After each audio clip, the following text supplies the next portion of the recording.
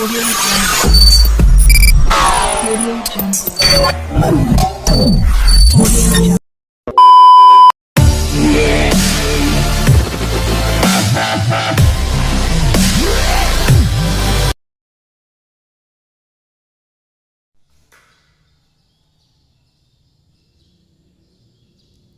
Assalamualaikum warahmaullahi wabarakatuh. Perkenalkan, nama saya Angelita Widianingsih Samosir dengan NPM D1A 190534.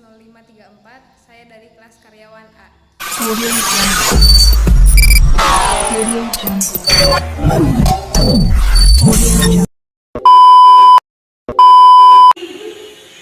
Assalamualaikum warahmatullahi wabarakatuh. Waalaikumsalam warahmatullahi wabarakatuh. Perkenalkan, nama saya Angelita Samosir. Pada kesempatan kali ini, saya akan memberikan sosialisasi mengenai COVID-19. Apa sih itu COVID-19? COVID-19 atau Coronavirus Disease 19 atau sering juga kita sebut dengan virus corona adalah virus yang menyerang sistem pernapasan. Virus corona bisa menyebabkan gangguan pada sistem pernapasan, infeksi paru-paru berat, hingga kematian. Walaupun lebih banyak menyerang lansia, virus ini sebenarnya bisa menyerang siapa saja, mulai dari bayi, anak-anak, hingga orang dewasa, termasuk ibu hamil dan ibu menyusui. Infeksi virus corona atau disebut COVID-19 atau juga bisa disebut Coronavirus Disease 19 pertama kali ditemukan di Wuhan, China pada akhir Desember 2019. Virus ini menular dengan sangat cepat dan telah mencapai berbagai negara dalam waktu beberapa bulan. Virus corona COVID-19 memiliki perbedaan dengan SARS dan MERS, yaitu dalam hal kecepatan penyebaran dan keparahan gejala. Pada banyak kasus, virus ini menyebabkan infeksi pernapasan ringan seperti flu. Namun, virus ini juga dapat menyebabkan infeksi pernapasan berat seperti infeksi paru-paru atau pneumonia.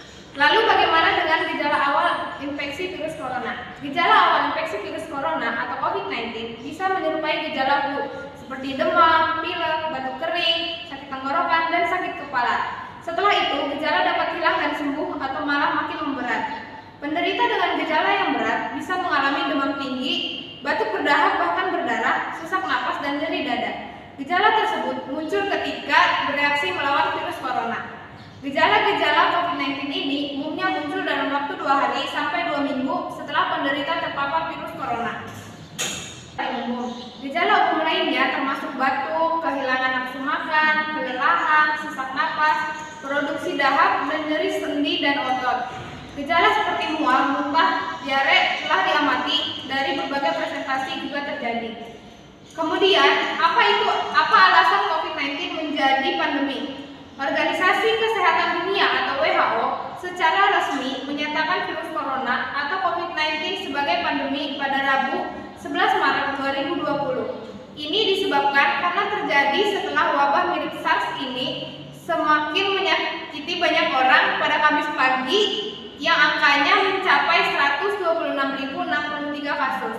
WHO menekankan bahwa pengumuman istilah pandemi tidak berarti ada anjuran yang berubah. Semua negara tetap diminta untuk mendeteksi, mengetes, merawat, mengisolasi, melacak, dan mengawasi pergerakan masyarakat.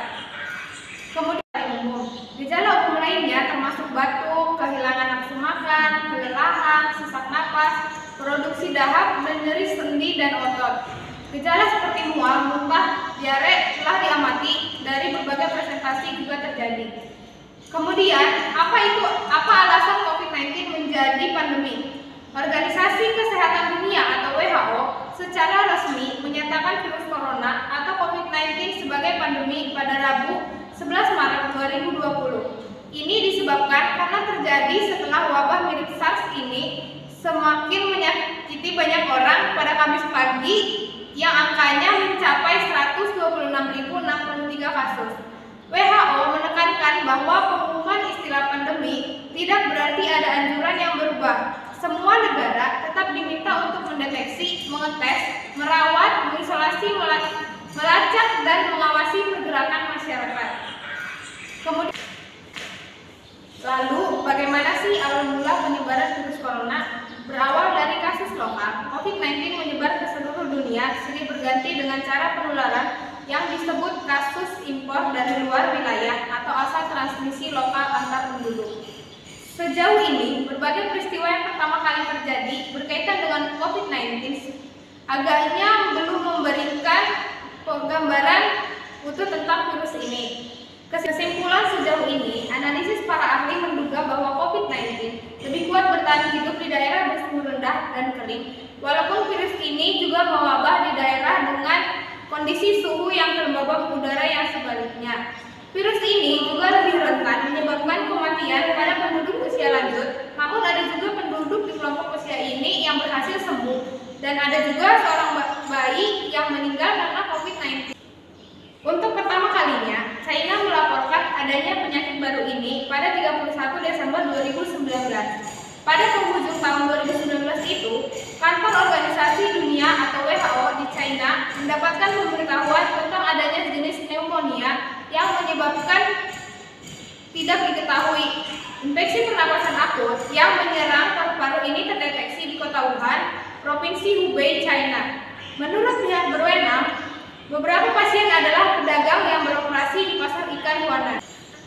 Kemudian, bagaimana sih komplikasi yang terjadi akibat virus corona ini? Pada beberapa orang, penyakit ini dapat menjadi pneumonia, kegagalan multiorgan, dan bahkan kematian. Komplikasi yang berhubungan dengan kardiovaskular mungkin termasuk juga, yaitu contohnya gagal jantung, aktivitas fisik yang tidak teratur, pembekuan darah, serta peradangan jantung. Pada mereka yang parah terkena dampaknya, COVID-19 dapat dengan cepat berkembang menjadi sindrom gangguan pernapasan akut yang menyebabkan kegagalan pernapasan, shock septic, atau sering juga disebut kegagalan multiorgan. Apakah teman-teman ada yang ingin bertanya? Ya, silakan. Bagaimana sih pengobatan untuk virus corona ini? Oh, untuk pengobatan virus corona ya. Untuk pengobatan dari virus corona ini sebenarnya belum bisa diobati, tetapi ada beberapa langkah yang dapat dilakukan dokter untuk meredakan gejalanya dan mencegah penyebaran virus ini, yaitu yang pertama, merujuk penderita COVID-19 yang berat untuk menjalani perawatan dan karantina di rumah sakit rujukan. Yang kedua, memberikan obat pereda demam dan nyeri yang aman dan sesuai dengan kondisi penderita. Yang ketiga, menganjurkan penderita COVID-19 untuk melakukan isolasi mandiri dan juga istirahat yang cukup. Yang keempat, menganjurkan penderita COVID-19 untuk banyak minum air putih dan menjaga kadar cairan tubuh. Demikian, apakah sudah cukup? Ya? Apakah ada yang ingin ditanyakan lagi? Ya, silakan Mbak. Lalu bagaimana pencegahannya untuk virus corona ini? Oh, untuk pencegahan virus corona ya. Untuk pencegahan virus corona, kita bisa menerapkan beberapa langkah, yaitu yang pertama, menerapkan physical distancing, yaitu menjaga jarak minimal 1 meter dari orang lain. Dan jangan dulu keluar rumah kecuali ada keperluan yang sangat mendesak. Yang kedua, gunakan masker saat beraktivitas di tempat umum atau keramaian, termasuk saat pergi berbelanja bahan makanan. Yang ketiga, rutin mencuci tangan dengan air dan sabun atau hand sanitizer yang mengandung alkohol minimal 60%, minimal setelah beraktivitas di luar rumah ataupun di tempat umum. Yang keempat, jangan menyentuh mata, mulut, dan hidung sebelum mencuci tangan. Yang kelima, tingkatkan daya tahan tubuh dengan pola hidup sehat. Yang keenam, hindari kontak dengan penderita COVID-19 atau orang yang dicurigai positif terinfeksi virus corona atau orang yang sedang sakit demam, batuk, dan pilek. Kemudian, tutup mulut dan hidung dengan tisu saat batuk atau bersin agar kita tidak, siapa tahu kita terkena virus corona namun kita tidak mengetahuinya. Apakah jawaban saya cukup? Cukup, sangat cukup. Ya, terima kasih atas pertanyaan. Apakah ada yang ingin ditanyakan lagi? Tidak, sudah cukup. Oh, baiklah, sudah cukup, maka akan saya simpulkan bahwa berdasarkan dari apa yang telah saya bahas, saya menarik kesimpulan dan menjadikan beberapa poin, yaitu yang pertama, aplikasikan cara pencegahan penyebaran COVID-19 dan dalam kehidupan kita sehari-hari. Yang kedua, hindari kontak langsung dengan orang lain dan usahakan agar tidak keluar rumah di saat yang tidak penting. Yang ketiga, COVID-19 adalah virus yang merusak sistem pernapasan dan dapat menyebabkan beberapa komplikasi akibat infeksinya hingga kematian. Yang keempat, jangan terlalu merasa tertekan dan terbebani di masa pandemi wabah ini. Karena yang dibutuhkan adalah kuatnya sistem imun atau metabolisme tubuh dan dapat meningkatkan imun dengan olahraga dan makan makanan yang sehat. Sekian yang dapat saya jelaskan mengenai mengenai COVID-19 ini. Semoga kita dapat melewati masa pandemi ini dengan sehat dan selamat. Terima kasih atas perhatiannya. Wassalamualaikum warahmatullahi wabarakatuh. Waalaikumsalam.